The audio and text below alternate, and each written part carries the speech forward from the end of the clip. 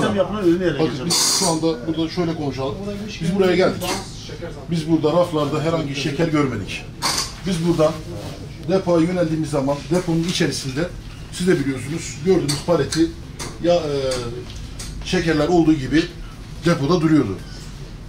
Şöyle çekelim abi. Aldıklarınızı da çeksin. Tabii. Selma fotoğraf da çekeceğim.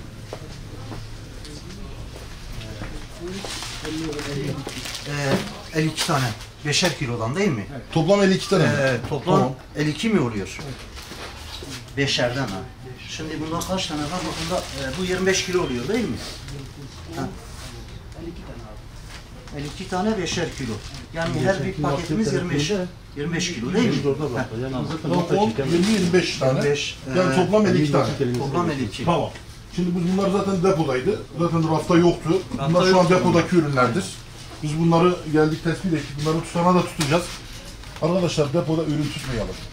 Bunları rafa dizelim. Yani bizim buradaki amaç şudur.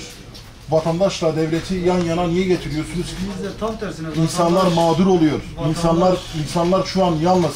Yurttan ve fiyatlarda bir farklılık var mı? Ödememesi için.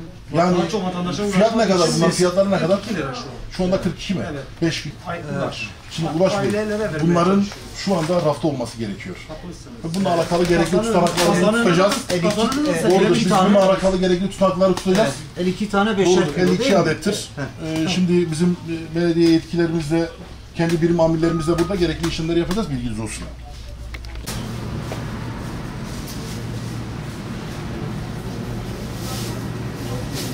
Şeker torbaları.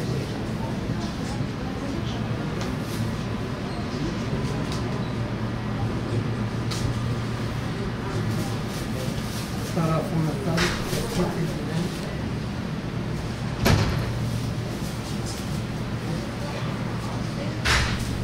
Tespit edilen ve insan olarak